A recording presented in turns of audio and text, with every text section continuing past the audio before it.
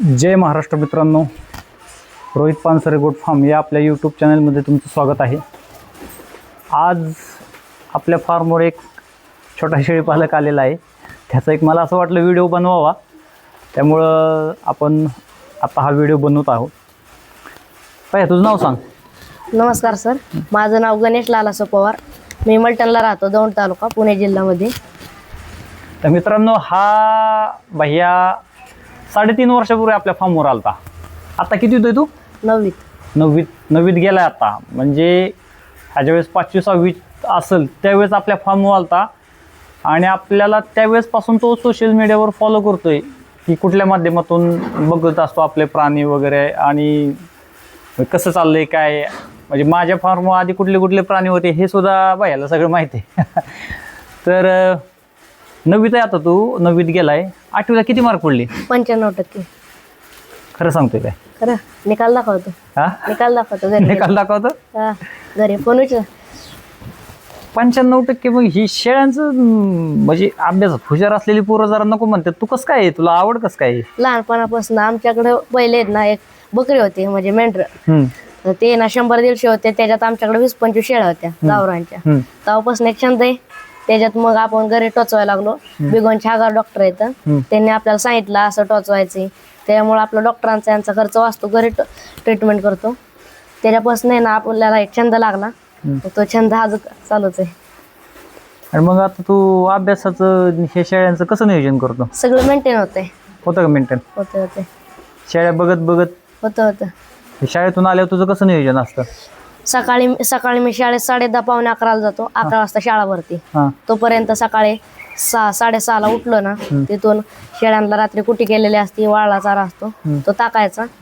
त्याच्यानंतर आपलं शाळेचं उरकायचं, परत शेळ्यांना पाणी भरायचं आणि शाळेत 10:30 पावणे 11ला जायचं। 4:30ला शाळा सुटते, 5 वाजता मी घरी येतो, जेवतो। शेळ्यांना मम्मीने यांनी शेळ्यांना कुटी केलेली असती ती टाकायची, त्यांना पाणी भरायचं, करडांना सुरक्षित आहेत का नाही ते बघायचं आणि आपला अभ्यास करायचा। अभ्यास किती वाजता करतो? एवढं सगळं करायचं म्हणजे अभ्यास का करतो? अभ्यास रात्री 8 पासून ते 10 पर्यंत। 8 ते 10? आणि एवढं 2 तास अभ्यास करून तुला मार्क लय पडतात लागा। तू शाळेत ध्यान देतोय का जरा जास्त? देतोय की। हा, देतोय। टाइम टेबल आहे माझ्याकडे, मी टाइम टेबल बनवलंय, रोजचं रुटीन चालू। बर, सकाळी इतक्या वाजता उठायचं, हे करायचं रोज। मेंढ्या किती मग आता? एकच मेंढी, पण एवढ्या मेंढ्या होत्या ते काय केलं? ते विकल्या। पप्पांना आहे ना, माझ्या पप्पांचा ऍक्सिडेंट झालता, ट्रॅक्टर होते विहिरी खांदायचे, तर त्याच्यात लोकांना सांगत होते की असं करा तसं कर नका। जे बारत उडलेलं नसतं ते बारत उडलं त्या टायमिंगला, आणि त्याच्यात एक जण जागेवर एक्सपायर झाला, एक जणाचा पाय तुटला। माझे पप्पा म्हणजे गॅरंटीच नव्हती, त्याच्यातनं थोडक्यात बचावलेत। अच्छा। तेव्हापासून आहे ना आम्ही मेंढर विकली सगळी, आणि चालू आहे शेळ्यांचं। ब्लास्टिंग मध्ये हे झाल्यानंतर मग दवाखान्याचं ही कसं नियोजन केलं? दवाखान्यात त्या टायमिंगला आमच्याकडे 150 मेंढ्या होत्या, त्या 150 मेंढ्या एक करत विकल्या। ते झाल्यानंतर दवाखान्यासाठी पप्पांचा संपूर्ण पैसा गेला। त्यानंतर जे 4-5 ट्रॅक्टर होते ते विकले, त्यांचा पैसा गेल्यानंतर एक JCB विकावं लागला। तो JCB विकल्यानंतर आता हेच चाललंय। आतापर्यंत 70-80 लाखापर्यंत गेलंय दवाखान्याला। गॅरंटीच नव्हती वडिलांची की ना असं, पण आता व्यवस्थित आहे। दिसायला जरी थोडं कमी असेल दिसतच नाही।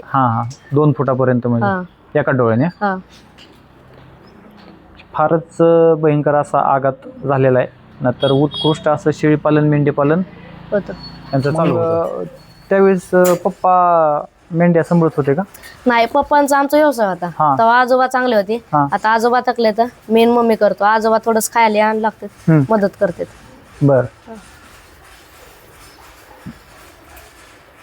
आता मी पप्पांना चालायला वगैरे आता दिसत नाही। आम्ही जाळीला कंपाऊंड आणले, त्याच्या अंदाजे चालतात, बाथरूमला जाते। त्या झालेल्या ह्याच्यामुळे ऍक्सिडेंट मुळेच दिसायला कमी आलं का? म्हणजे एक डोळा गेलता, एक डोळा काढून टाकलाय, आणि एका डोळ्याने 1-2 फूट दिसतं फक्त, जास्त लांब दिसत नाही। महिन्याला दवाखान्यात जातो अकलूजला, अनुपमा हॉस्पिटलला। कुठल्या? अनुपमा हॉस्पिटल। आता किती शेळ्या आहेत? आता 15 शेळ्या आहेत, 5 पिल्ले आहेत आणि एक बोकड आहे बिटलचा। आणि पिल्लांचं वगैरे कसं नियोजन करतो लहान पिल्लांचं लहानपणी त्यांना सेपरेट एक कप्पा असतो. त्या सेपरेट कप्प्यात नाही ना शेळ्यांना वेगवेगळं बांधून ठेवतो वेलेल्या. त्यांना पाजायचं. दूध कम पडलं तर आपल्याकडे गावरांग आहे, त्या गावरांगायचं काढून पाजायचं. अच्छा. हा. आता कुठल्या जाती शेळ्या तुमच्याकडे? काटेवाडीच्या आहेत, बिट्टल आहेत. बिट्टल आणि काटेवाडी. हा. बरं. बिट्टलच्या थोड्या कमीच आहेत, 2-3च आहेत, पण काटेवाडीच्या आहेत 12-13. कुठून घेतल्या होत्या? काटेवाडीच्या शेळ्या ह्याच्यावर आणल्या 40गाव. 40गाववरून. हा. सोनू चव्हाण. सोनू चव्हाणकडनं. हा. ते शेळ्या आणलेल्या 4-5 वर्ष झाला असेल. हा. पप्पांना लागले 3 वर्षांनी आणलेले, 5-5 18 लागले. बर.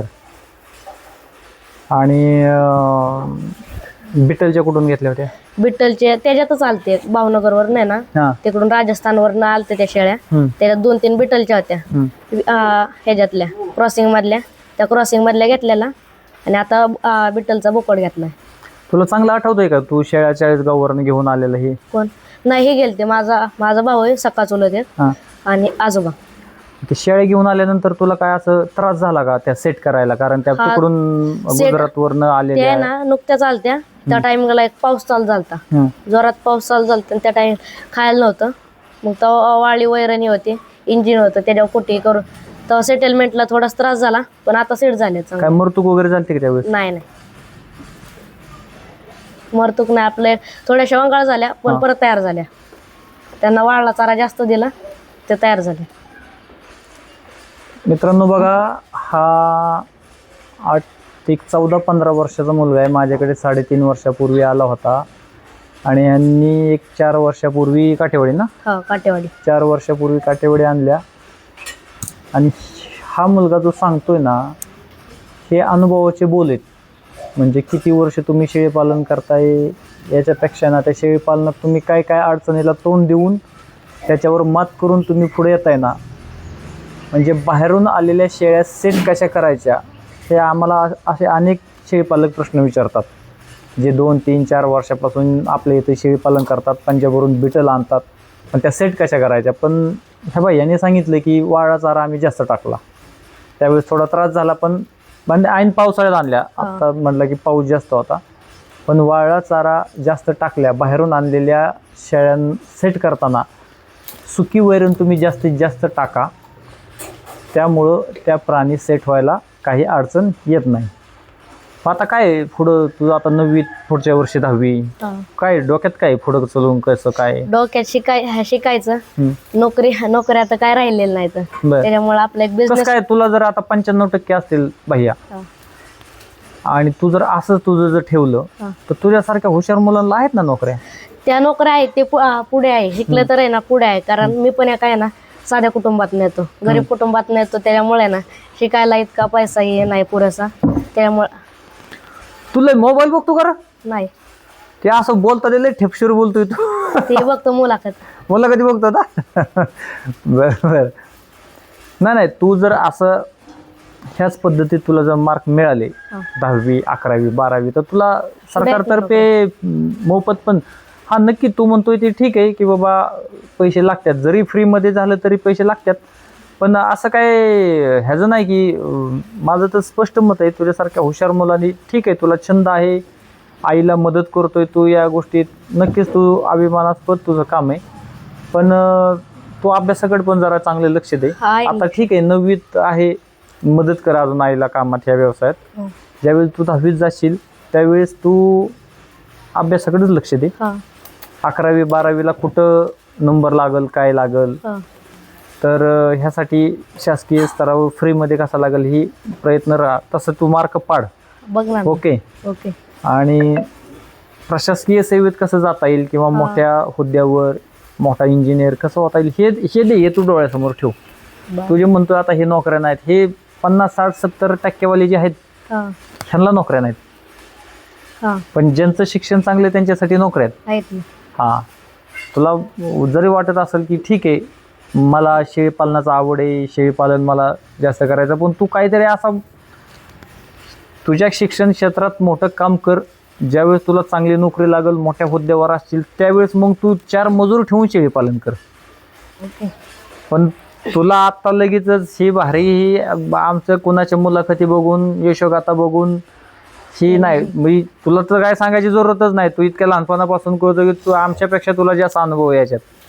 यशोगाथा बघून हा धंदा होत नाही. ह्याच्या मागे कष्ट किती, संघर्ष किती, मरतूक किती, हे सगळं तुला माहिती आहे. हो. पण माझं तर असं मत आहे बाबा तू शिक्षणाकडे जरा जास्त फोकस कर. आहे. कारण मग अशी बोलताना हा म्हणला की मी शिक्षण बी घेणार आणि शेळ्या बी करणार, नोकरी बी करणार. पण त्यापेक्षा तू जर फोकस चांगल्या शिक्षणावर आणि नोकरीवर ठेवला तर, कारण तुझ्या आता तू ज्या लेवलला तुझं चाललंय शिक्षण 95% 8वीत पडलेत, एवढं सगळं बघून करून तू जर जास्त एफर्ट अभ्यासावर घेतलं तर नक्कीच तुला चांगले मार्क येतील, चांगल्या हुद्द्यावर जाशील तू. आणि मी आता सांगतो मित्रांनो, ह्या सोशल मीडियावर सांगतो भैया, आता मला हे मी काय विचारलं नव्हतं की घरी कसं आहे काय, अजिबात नाही. हा 3.5 वर्षापूर्वी आला होता. आत्ता म्हणजे जस्ट बोलता बोलता कळालं घरच्यांबद्दल. तर भैया तुला माझ्याकडून आहे ना, तुला एक बोकड मी देतो तुला तसाच. आता माझ्याकडे सध्या नाही आहे, पण आता ह्या ज्या 15-16 शेळ्या तुला ज्यावेळेस पाहिजे, म्हणजे तू म्हणशील मला 6 महिन्याने, वर्षाने, 2 वर्षाने, तुला ज्यावेळेस कधी जरूरत असेल, आपल्या एक्क्याचं एक पिल्लू मी हे भैयाला असंच देणार आहे. त्याची शेळी पालनाबद्दलची धडपड, तो त्याच्या आईला करत असलेली मदत, हे बघून मी एक आपल्या एक्क्याचं एक पिल्लू, तुझं नाव काय? गणेश लालासू पवार. गणेश पवार. गणेश पवार मलठण, जवळच आहे आमच्यापासून, 31 किलोमीटर आहे. त्याला एक आपल्या पानसरे गोट फार्मतर्फे एक एक्क्याचं पिल्लू, नर पिल्लू आपण त्याला देणार आहे. बाकी अजून काही नाही सर, निवांत. निवांत का? बरं, चालतंय मित्रांनो, धन्यवाद. धन्यवाद.